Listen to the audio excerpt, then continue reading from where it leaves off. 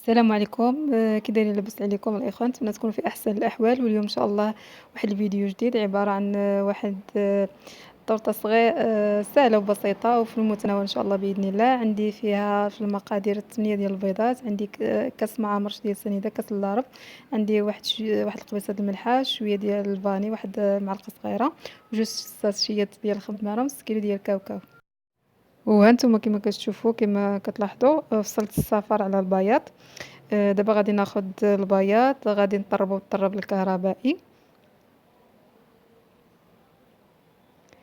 المهم غادي نطربو حتى يطلع لي مزيان البياض، وعاد ديك الساعات نمر للصفر ان شاء الله باش غادي نطربو.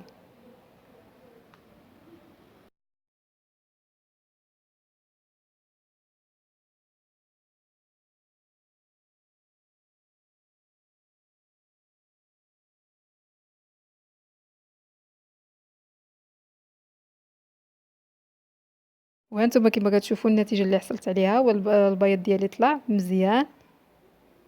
هانتوما كما كتشوفوا واخا كنقلب الاناء يعني ما كي. ودابا من بعد ما طلعت البياض، دابا كنمر للصفار.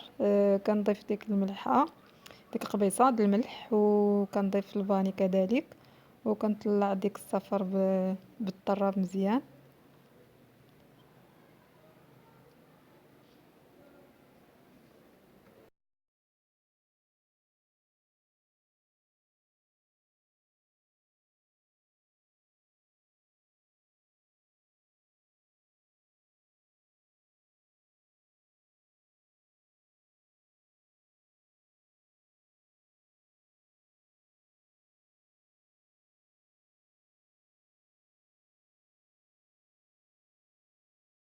هانتوما كما كتشوفوا من بعد ما طلعت الصفار ديالي، كي كيولي اللون ديالو لون كيميل للبياض.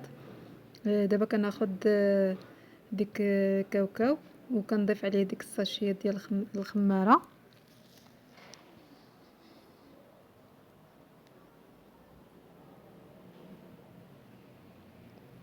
ومن بعد ما حركت ديك الخماره مزيان دخلتها مع ديك الكاوكاو. دابا كناخد واحد الاناء يكون كبير شويه، وغندير فيه ديك الصفار.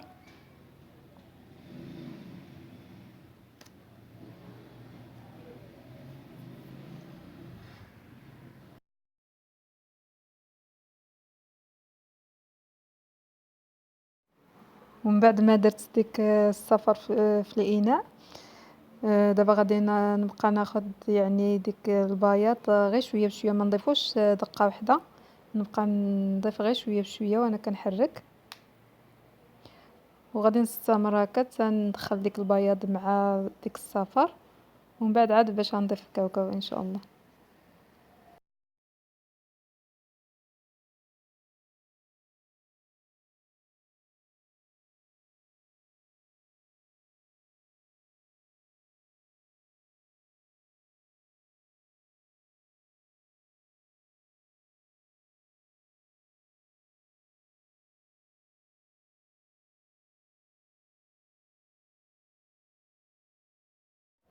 ودابا من بعد ما دخلت ديك البياض مع الصفر، دابا كناخد الكاوكاو ديالي، وكذلك حتى هو ما كنضيفوش دفعه واحده، يعني كنضيف غير شويه بشويه.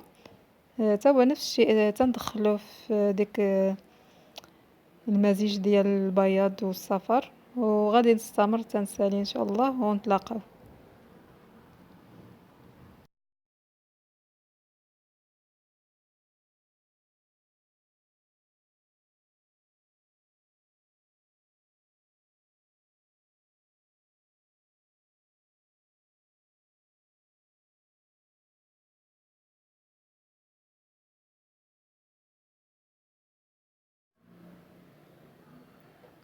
وهنا من بعد ما ساليت الخليط ديالي وندمج ليه، دابا كناخد واحد اللاطه وكنفرش ليها واحد الورق ديال الزبده، وكنسرح فوق من هذيك الخليط.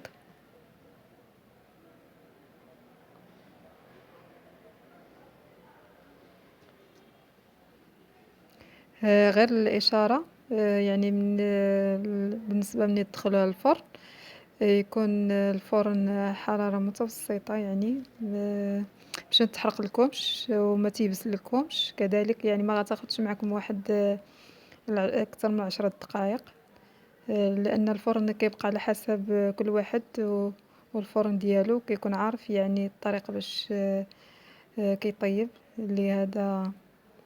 المهم ما خصهاش تفوت واحد 10 دقائق باش ما تيبسليكمش هاد الجينواز. المهم انا غادي نستمر هكا، من بعد ملي غادي نساليها غادي ندخلها الفرن ان شاء الله ونتلاقاو من بعد.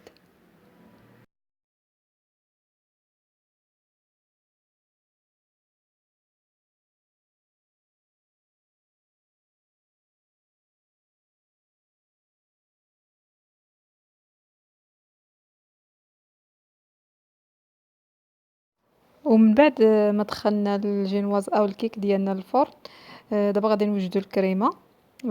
عندي كاس عامر ديال الحليب، كاس العنبه، وعندي ساشي ديال الشونتيي، والحليب خصو يكون بارد الحليب مزيان، وعندي كأس ديال الياغورت ودابا غادي نطرب الخليط ديالي تنطلعو، ومن بعد عاود من بعد عفوا عاد غادي نضيف الياغورت.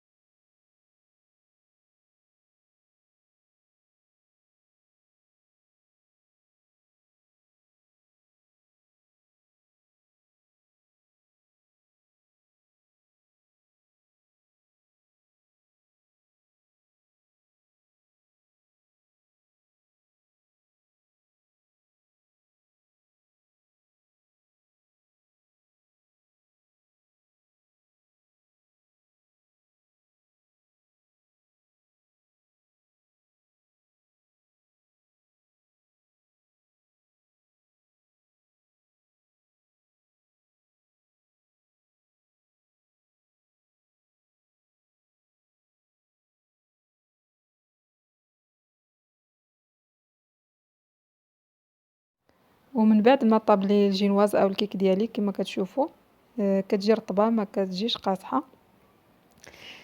المهم دابا غادي نخليها وكنقادها بعدا كنقطعها وكنقادها من الجوانب، وديك البقايا كناخدهم كندخلهم شويه للفرن، ومن بعد كنفرتهم على هذا الشكل هذا كما كتشوفوا.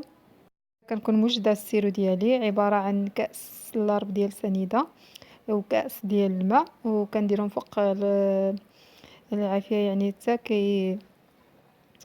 يطيب لي داك السيروم. بعد كناخدو كنخليه حتى يبرد لي، ومن بعد فاش كنخرج الكيك ديالي كنسقي به. وهنا كناخد الكريمه ديالي نوزعها على الطبقه الاولى كما كتشوفوا.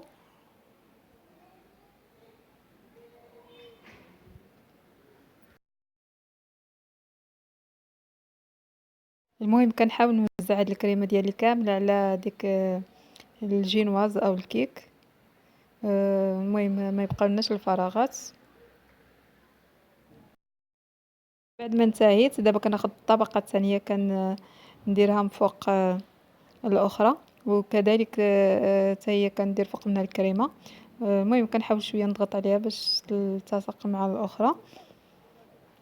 وديك البقايا اللي بقات لي ديال الكيك من بعد يعني ما دخلتها شويه للفرن وخرجتها كما شفتوني. المهم هذيك هي اللي باش غادي نزين ان شاء الله، وغادي نزين كذلك برقائق اللوز او كاوكاو اللي بغيتو، وغادي تشوفوا ان شاء الله من بعد ما غادي ننتهي غادي تشوفوا الشكل النهائي ديالها.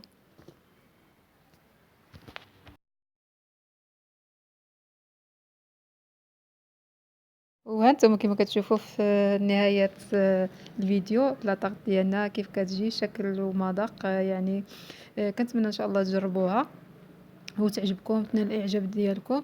وتنال الاستحسان ديالكم، حتى نتوما تجربوها ليكم ولوليداتكم إن شاء الله. وما تنساونيش يعني من الاشتراك ديالكم اللي مازال ما اشتركش عندي، والضغط على زر الإعجاب. ونتمنى إن شاء الله نلتقي معكم في فيديو آخر، ونخليكم دابا وإلى فيديو آخر، وشكرا لكم.